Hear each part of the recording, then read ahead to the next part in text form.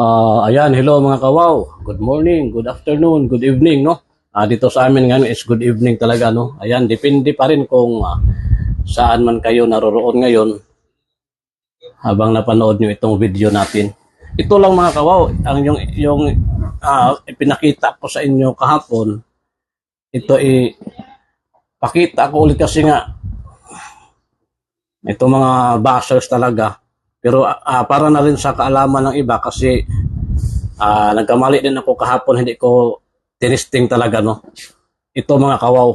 O may nagsabi kasi na baka daw talaga sinabi ko kasi ginanon ko kahapon, nasabi ko ay hindi ito bubog kasi kung bubog ito ay nagkasugat-sugat na ako, ho. Wala nga, oh.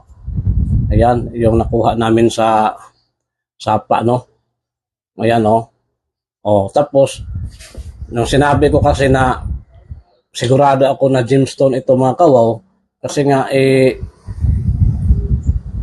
ano siya, yung pag hinimas mong ganyan, parang kandila. Kaya nga may nagsabi na naman na baka raw kandila talaga daw ito. Ito ngayon mga kawaw, mayroon akong bato. Tapos ito ha. Kasi alam niyo naman siguro, no, lalo na yung hindi na lang kita pangalanan yung nag-ano sa atin, no. Alam niyo naman siguro na pag kandila ay hindi tutunog sa bato. Ito ilapit natin sa mic, ha, oh. Ayan, oh. Ano? May kandila ba na tutunog ng ganyan, no? Walang tunog kung kandila. Hindi yan kandila. At saka hindi rin bubog kasi magkasugat-sugat na sana ako. Ayan, kung bubog yan, kung glass yan, magkasugat-sugat na sana ako, hindi nga. Sa tingin ko kasi mga kawaw ay baka jade ito, no? Pero yun na nga, humihingi ako ng komento rin sa iba, yung mga yung mga expert din, no, sa gemstones. Nahukay namin ito para sa mga bago pala nakapanood nung video ko kahapon. May hinukay kami sa gitna ng sapa mga kawaw. Siguro kasi sa gitna ng sapa may simento na umbok, no, ng ganyan.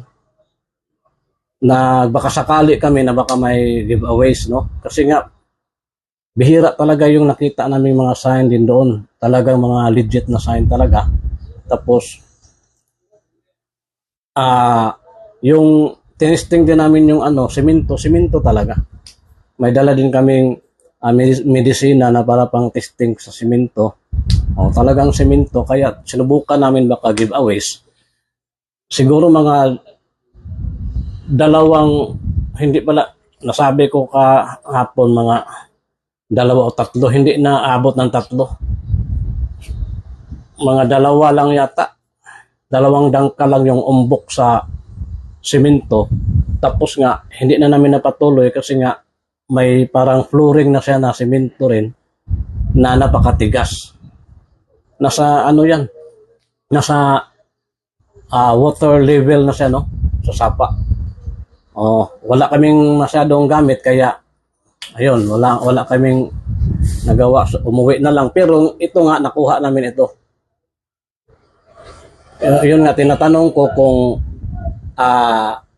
may kaugnayan ba ito, sign ba ito, o may connection ba ito sa hinukay namin na may kahulugan ba? Kung ano ang may kahulugan ba ito, o talagang napunta lang ito doon. Yun ang gusto ko lang malaman mga kawaw. Tapos, yun na nga, ang isa ang ko, sigurado ako is hindi siya, ilapit natin hindi siya bubog mga kawaw Yan, sa actual, hindi bubog kasi nga,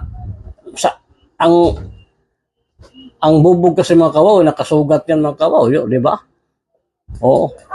Pag glass, ito hindi, walang ganyan siya, parang basag tingnan, pero pag ginanon mo, parang kandila ang alang. Kaya nga, tama rin yung nag-comment sa atin, nagpasalamat pa rin ako sa iyo kasi nga hindi ko rin pala na-testing kahapon na ipakita na hindi ito kandila kasi